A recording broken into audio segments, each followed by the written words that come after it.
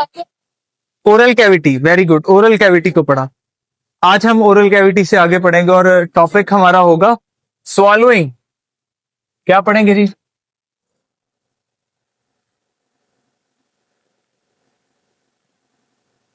Swallowing.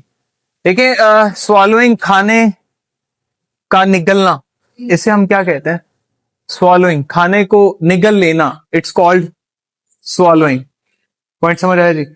अब swallowing जो है, जब फूड को कंप्लीटली मेस्टिकेट कर दिया जाता है और उसकी केमिकल और मैकेनिकल डाइजेशन हो जाती है, तो फूड स्मॉल टाइनी पीसेस के अंदर कन्वर्ट हो जाता है, जिसे हम क्या कहते हैं? बोलस। इस बोलस को जो है वो हम स्वालो कर लेते हैं, इसको हम निगल लेते हैं। ठीक है। अब जब स्वालोइंग की जाती है उसका कुछ पैटर्न होता है। ठीक है। लास्ट टाइम भी आपने कहा कि ये हमारे पास जो है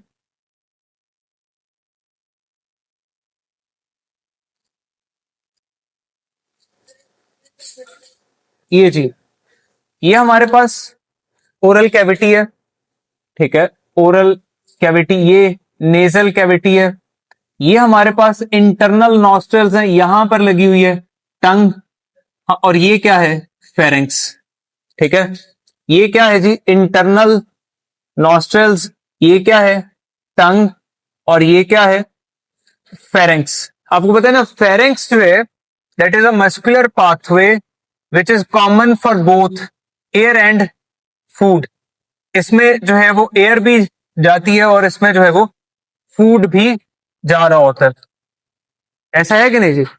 इसी तरह फिर आपने फेरेंक्स जो है उसकी तीन जो है, इसके तीन पार्ट्स हैं फेरेंक्स के। एक जिसे आपने क्या कहा? एक जिसे आपने कहा ओरो फेरेंक्स, एक जिसे आपने क्या कहा? नेजो फेरेंक्स, और तीसरा जिसे आपने क्या कहा? हाइपोफेरेंक्स। हाइपोफेरेंक्स, या जिसे आप कहते लेरेंजो फेरेंक्स। इसका दूसरा नाम क्या है? लेरेंजो फेरेंक्स। ये फेरेंक्स की तीन पार्ट्स हैं। ठीक है। Pharynx is a common pathway for food and air for both. Swallowing जो है वो जब की जाती है, यहां पर हमारे पास जो है इस जगह पर सॉफ्ट पैलेट पड़ा हुआ है। क्या पड़ा हुआ है? ये बोलस माउथ कैविटी के अंदर रेडी है और इसको स्वालो किया जाएगा, लेकिन बहुत जरूरी है कि आप इंटरनल नॉस्ट्रल्स को क्लोज कर दें ताकि फूड जो है वो, यानी बोलस जो है वो नेजल कैविटी के अंदर ना चला जाए। तो यही किया जाता है कि ये सॉफ्ट पैलेट है, इसको बैक साइड पे मूव करवाया जाता है और मूव करवाने के बाद इस इंटरनल नॉस्ट्रल्स को क्या कर दिया जाता है? क्लोज कर दिया जाता है। फेरेंक्स के आगे जब आप जाएंगे तो आपको विंड पाइप मिलेगा, जिसे आप क्या कहते हैं? ट्रैकिया। जिसकी जो ओपनिंग है उसको आपने क्या कहा? ग्लॉटिस। और उसके ऊपर एक लिड लगा हुआ था, उसको क्या कहा आपने? एपिग्लॉटिस। है ना जी? ये हमारे पास क्या है? ट्रैकिया। इसके पैरेलल आपको यहां पर एक ट्यूब स्पेसिफाइड होती हुई मिलेगी, जो किसके लिए? फूड के लिए, और जिसे आपने क्या कह दिया? हाँ जी, एसोफेगस। है ना जी? ये एसोफेगस, ये क्या है हमारे पास? ये ट्रैकिया है। ये हमारे पास ओपनिंग ग्लॉटिस, और इसके ऊपर जो लिड है वो एपिग्लॉटिस है। नहीं समझ आई बात? ओके। अब नोटिस ये करना है कि स्वॉलोइंग जब होती है तो इसमें इवेंट्स क्या होते हैं। अच्छा, इवेंट्स जो है वो हम जो है वो एक्सपीरियंस करते हैं अपने पर्सनली। सबको अल्लाह सुब्हाना ताला ने मुंह दिया हुआ है, तो अपने अपने मुंह के साथ उसको एक्सपीरियंस करते हैं। इवेंट्स मैं आपको बताऊंगा तो आप उसको क्या करिएगा? एक्सरसाइज कीजिएगा उसकी, तो आपको समझ आ जाएगी।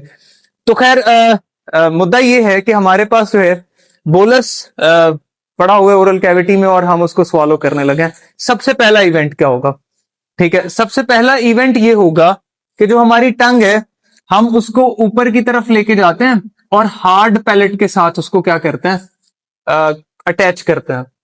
सबसे पहला इवेंट है टंग को ऊपर हार्ड पैलेट के साथ आपने मूव करवाना। It means tongue upward move किया, उसके बाद टंग करती है बैकवर्ड मूव। जब टंग बैकवर्ड मूव करेगी, ये दूसरा इवेंट होगा, ये बैकवर्ड मूव करती है। इसके बैकवर्ड मूव करने से एक तो बोलस जो है वो पीछे की तरफ क्या हो जाएगा? पुश हो जाएगा यहां पर। और दूसरा क्या होगा कि ये जो सॉफ्ट पैलेट है ये जाकर इंटरनल नॉस्ट्रल्स को क्या कर लेगा कि ये क्लोज कर देगा। पॉइंट समझ आया जी? हार्ड पैलेट को, टंग को ऊपर मूव किया अपवर्ड, देन बैकवर्ड आपने मूव करवाया, और बोलस जो है वो पीछे की तरफ पुश हो गया, और सॉफ्ट पैलेट जो है वो जाके उसने क्या किया, इंटरनल नॉस्ट्रल्स को क्लोज कर दिया। अच्छा, इसके साथ कुछ और इवेंट्स भी एसोसिएट करते हैं, और उन इवेंट्स को आप नोटिस कीजिएगा। यहां आपके पास एक एलिवेशन है, यहां पर ये बेसिकली एडम्स एप्पल है। जैसे आपने कहा था कि ये एक्सोस्केलेटन है किसका, किसके बाहर पाया जाता है, ये ट्रैकिया के बाहर पाया जाता है। किसके बाहर पाया जाता है? ट्रैकिया में, स्पेसिफिकली लेरेंक्स के बाहर पाया जाता है, जो वॉइस बॉक्स है हमारा रेस्पिरेटरी ट्रैक का, उसके बाहर एक एक्सोस्केलेटन पाया जाता है जिसे हम क्या कहते हैं, एडम्स एप्पल। ये एडम्स एप्पल बेसिकली जो हमारी सामने वाली जो है वो कार्टिलेज प्लेट्स होती हैं, फ्रंट सेट जिसे आप कहते हैं, जिन्हें आप थायराइड कार्टिलेज कहते हैं, उनसे बन रहा होता है। आप इसके ऊपर उंगली रखें और स्वॉलो करें। जब आप ऐसा एक्सपीरियंस करेंगे तो आपको ऐसा लगेगा कि ये एडम्स एप्पल ऊपर की तरफ जा रहा है ना जी, ऊपर की तरफ जा रहा है। इसका मतलब है कि जब आप स्वॉलो करते हैं, ये हमारे पास है क्या, लेरेंक्स, इसके ऊपर क्या लगा हुआ है, एक लिड, ठीक है, ये विंड पाइप का अपर एज है, इसके ऊपर क्या लगा हुआ है, एक लिड। आप जब ऊपर की जब स्वॉलो करेंगे ये ऊपर की तरफ जाएगा, और लिड क्या हो जाएगा, it become horizontal on the glottis, epiglottis become the horizontal on the glottis.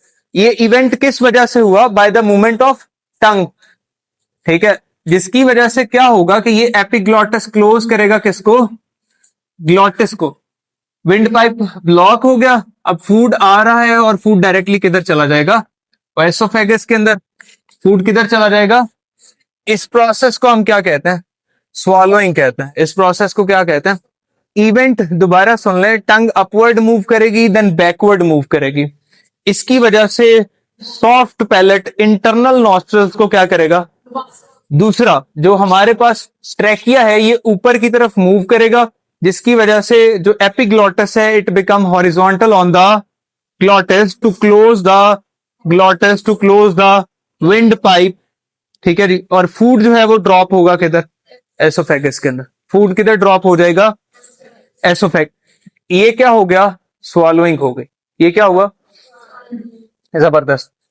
अच्छा, अब हमारे पास जो है उसके बाद हम बात करते हैं अगले टॉपिक के ऊपर, और वो टॉपिक कौन सा है जी, एसोफेगस। हम किसे देखेंगे,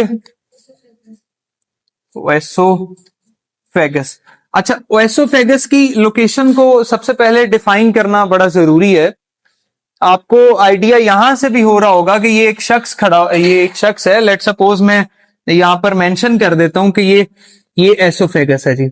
ये इसको प्लीज समझिएगा, मैं इसकी कंप्लीट ओरिएंटेशन बताने लगा हूं आपको। ये एसोफेगस है, ये क्या है जी, ये एसोफेगस है। और आपको इस बात का आइडिया है ये कितने सेंटीमीटर लॉन्ग है, 25 सेंटीमीटर लॉन्ग है। आपको पता है 25 सेंटीमीटर एक और भी लॉन्ग पार्ट गट के अंदर पाया जाता है, जिसे आप क्या कहते हैं, वेरी गुड। इसी साइज में हमारे पास क्या पाया जाता है, स्मॉल इंटेस्टाइन का पहला पार्ट, जिसे आप क्या कहते हैं, ड्यूडिनम, 25 टू 30 सेंटीमीटर लॉन्ग होता है।